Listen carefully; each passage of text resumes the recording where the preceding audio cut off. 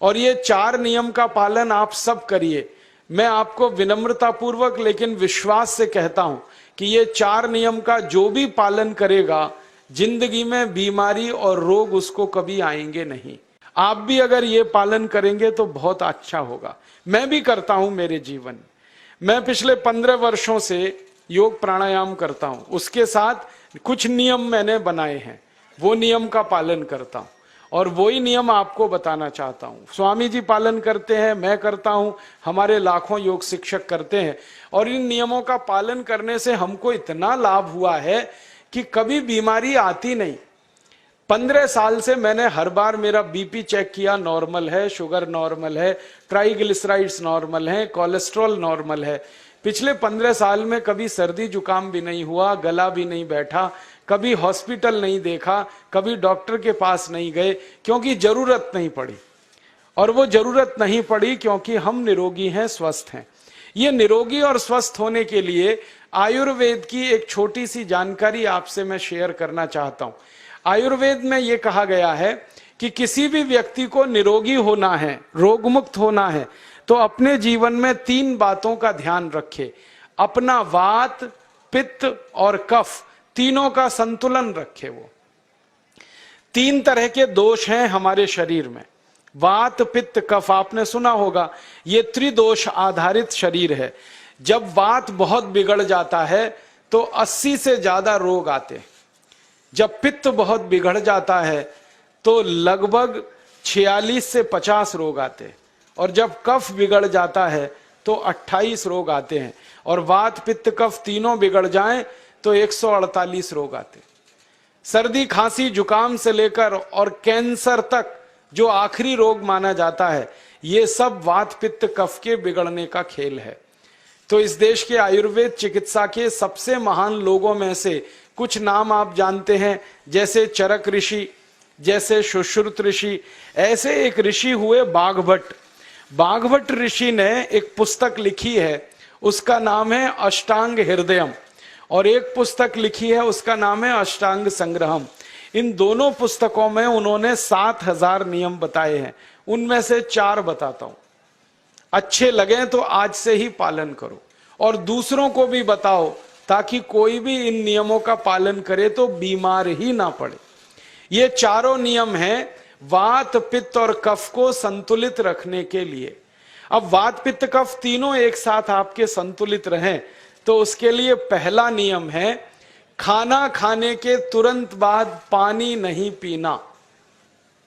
ये पहला नियम है।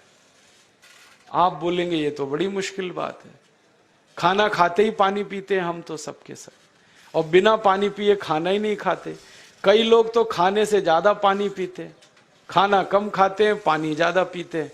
ये खाना खाने के बाद पानी कभी भी नहीं पीना, क्योंकि महर्षि बाघभट्ट कहते हैं भोजनांते विषम वारी, माने भोजन के अंत में पानी पियो तो जहर के पीने के जैसा है। इसलिए वो कहते हैं कभी भी खाने के तुरंत बाद पानी मत पियो। अब आप मुझे पूछोगे क्यों नहीं पिए, कारण बता दो। कारण मैं बताना चाहता हूं सरल भाषा में। हम जब खाना खाते हैं ना तो पेट में सारा खाना इकट्ठा होता है। पेट में एक स्थान होता है, उसको हम कहते हैं जठर। संस्कृत में, हिंदी में जठर कहते हैं, अंग्रेजी में उसको एपिगैस्ट्रियम कहते हैं, हिंदी में कुछ लोग उसको आमाशय भी कहते हैं। ये जठर छोटा सा स्थान है। आपके पेट में नाभि है ना, उसके लेफ्ट साइड में बाईं तरफ छोटा सा स्थान है। सारा खाना आपका इसी स्थान पर आता है। जो भी आप खाते हो, रोटी, चावल, दाल, सब्जी, दूध, दही, कुछ भी खाओ, सब कुछ जठर में आता है। अब जठर में जैसे ही खाना इकट्ठा होता है तो उसमें आग जलती, और उस आग को कहते हैं जठर अग्नि। मिला के बोल देते हैं जठराग्नि। आप जैसे ही खाना खाते हो, पेट में जठर में अग्नि जलती है। वो अग्नि खाने को पचाती है, और अग्नि खाने को ऐसे ही पचाती है जैसे रसोई घर की अग्नि खाने को पकाती है। आपके रसोई घर में आप अग्नि जलाओ, उसके ऊपर दूध रख दो, दूध में थोड़ा चावल डाल दो, अग्नि जब तक जलती रहेगी खीर तब तक बनती रहेगी। आप घर में अग्नि जलाओ, उसके ऊपर पानी रख दो, उसमें दाल डाल दो, दाल की पकने की क्रिया तब तक चलेगी जब तक अग्नि जलेगी। ऐसे ही पेट में होता है, जैसे ही आपने खाना खाया पेट में अग्नि जलती है, और जब तक अग्नि जलती है तो खाने के पचने की क्रिया चलती है। जैसे रसोई घर में खाना पकाते हैं वैसे ही पेट में भी खाना पकता है, इसी को हम पचने की क्रिया कहते हैं, अंग्रेजी में उसको डाइजेशन कह देते हैं। तो आपने खाना खाया, पेट में अग्नि जल गई, अब वो खाने को हजम करेगी, पचाएगी। अब मुझे एक प्रश्न का उत्तर दो आप, कि जैसे ही आपने खाना खाया पेट में अग्नि जल गई और वो खाने को पचा रही है, तुरंत आपने गट गट गट गट पानी पी लिया, और खूब ठंडा पानी पी लिया, बर्फ मिलाया हुआ पानी पी लिया, फ्रिज का पानी पी लिया। क्या होने वाला है? अग्नि जलेगी कि बुझेगी? अग्नि के ऊपर पानी डालो तो अग्नि और पानी की दोस्ती नहीं है, दुश्मनी है। पानी अग्नि को बुझा देता है। तो आपने खाना खाया, अग्नि जली, पीछे से गटगट पानी पी लिया, अब अग्नि शांत हो गई, अब खाना पचेगा नहीं, तो वो पेट में पड़ा पड़ा सड़ेगा, और सड़ा हुआ खाना 100 से ज्यादा विष पैदा करेगा, और वो 100 विष आपकी जिंदगी को नरक बना देंगे, और जिंदगी भर आप बीमार पड़े रहेंगे। आपको मालूम है, कई लोग कहते हैं मुझे पेट में बहुत गैस बनती है। ये गैस उन्हीं को बनती है जिनका खाना हजम नहीं होता। कोई लोग कहते हैं कि मुझे पेट में जलन होती है, ये जलन उन्हीं को होती है जिनका खाना पचता नहीं। कोई कहते हैं कि मेरे पेट में एकदम गुम हो जाता है, फूल जाता है, ये सब वो लक्षण हैं जब खाना पचता नहीं। तो खाना पचेगा नहीं तो सड़ेगा, सड़ेगा तो विष पैदा करेगा, और वो विष आपको बीमार करेंगे। इसलिए महर्षि बागभट्ट ने कहा, खाना खाते ही पानी मत पियो। समझ में आया? फिर आप बोलोगे कितनी देर तक नहीं पिए? कम से कम 1 घंटे तक।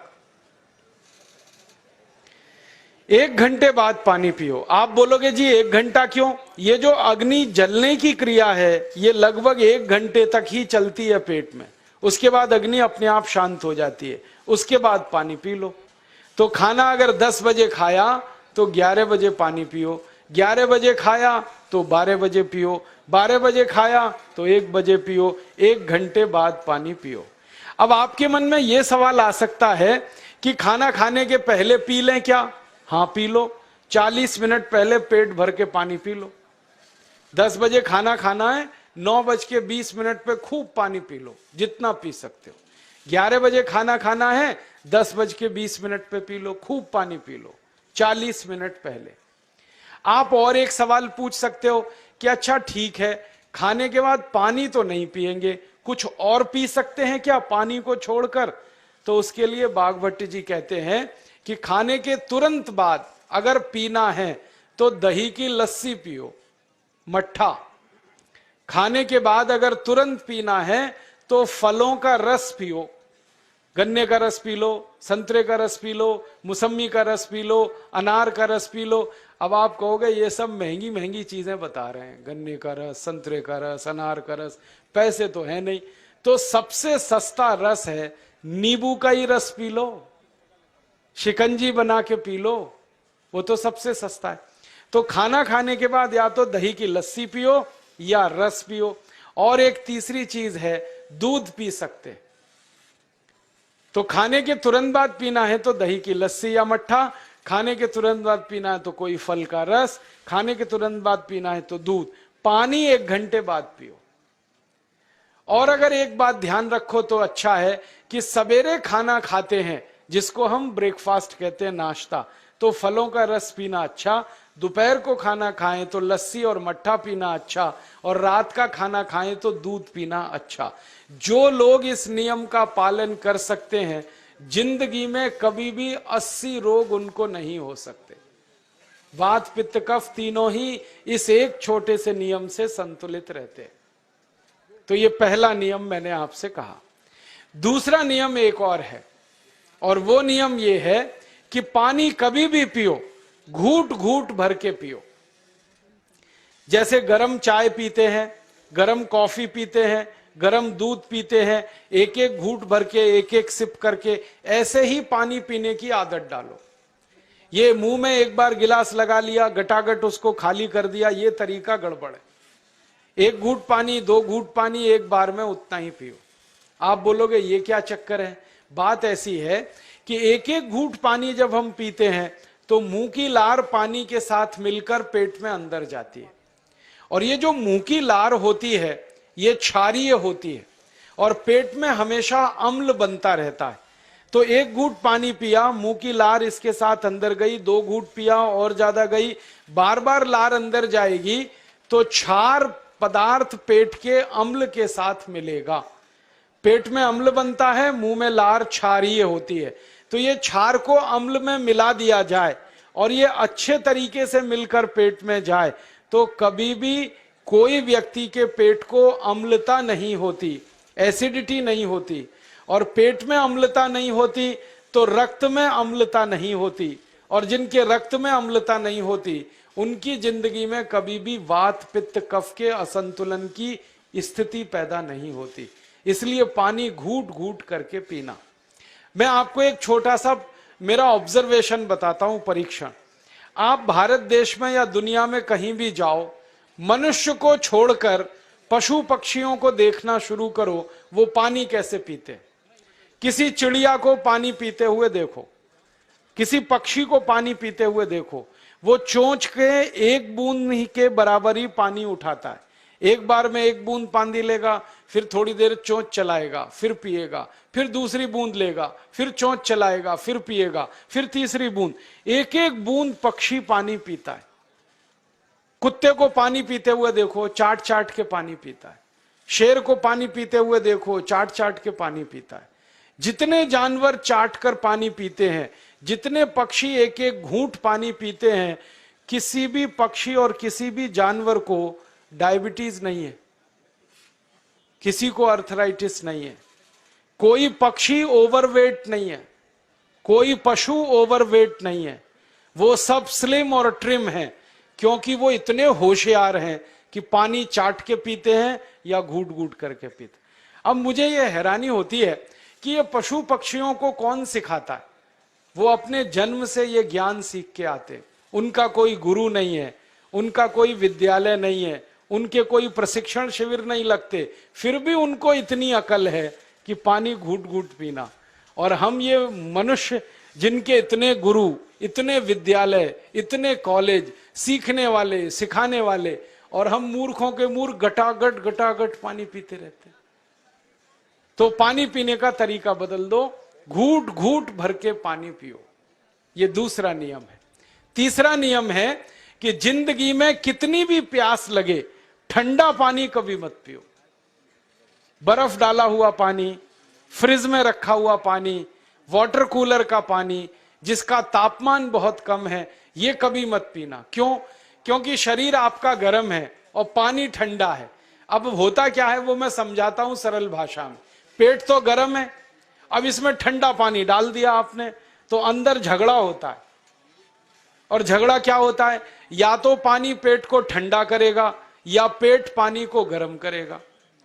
अगर पानी ने पेट को ठंडा कर दिया तो पेट के ठंडा होते ही हृदय ठंडा होता है, हृदय के ठंडा होते ही मस्तिष्क ठंडा होता है, मस्तिष्क के ठंडा होते ही आदमी ठंडा होता है, और आदमी ठंडा होते ही राम नाम सत्य होती है।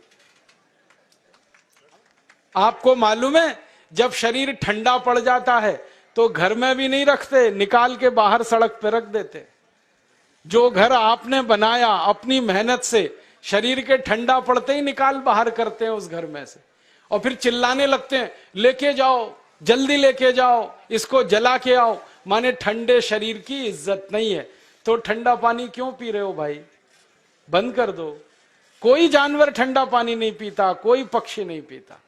तो आप ये ठंडा पानी पीना बंद करो, सादा पानी पीना शुरू करो। और गर्मी के दिनों में बहुत अगर आपको तकलीफ है तो मिट्टी के घड़े का पानी पी लेना, फ्रिज का और बर्फ का नहीं पीना।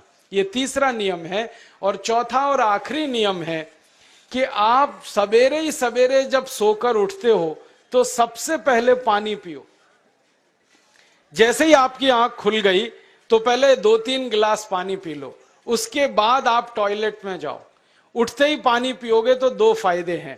पहला फायदा यह है कि पानी पेट में जाकर बड़ी आंत को साफ करता है, और जैसे ही बड़ी आंत की सफाई होगी पेट पे दबाव पड़ेगा और आप संडास घर में जाएंगे, 2-3 मिनट में पेट आपका साफ हो जाएगा। जिनका पेट सुबह एक बार में साफ हो जाता है उनकी जिंदगी में कभी रोग नहीं आता। इसलिए सुबह सुबह उठते ही पेट साफ होना जरूरी है। और उठते ही पानी पियोगे तो मुंह की जो लार है वो पानी के साथ मिलकर अंदर जाएगी। सुबह पेट में एसिड की मात्रा ज्यादा होती है, इसलिए लार का पेट में जाना बहुत जरूरी है। इसलिए सुबह उठते ही पानी पीना बहुत जरूरी है। ये 4 नियम हैं आयुर्वेद के। पहला नियम, खाना खाने के 1 घंटे बाद पानी पीना। दूसरा नियम, पानी को हमेशा घूट घूट भर के पीना। तीसरा नियम, कभी भी जिंदगी में ठंडा पानी नहीं पीना। और चौथा और आखिरी नियम, सवेरे उठते ही सबसे पहले पानी पीना। 4 नियमों का पालन जो भी अपने जीवन में कर सकता है वो वात पित्त कफ तीनों को संतुलित रख सकता है। और जिसका वात पित्त कफ संतुलित है उसके जीवन में बीमारी नहीं आती है। और जो बीमार नहीं पड़ते हैं वो स्वस्थ और तंदुरुस्त और सुखी रहते हैं। उनकी जिंदगी का खर्चा कम होता है और देश का भी बहुत सारा पैसा बचता है। आपको शायद मालूम है या नहीं, 1 साल में हम जब बीमार पड़ जाते हैं भारतवासी, तो साल का करीब 6 लाख करोड़ रुपया हमारा खर्च हो जाता है।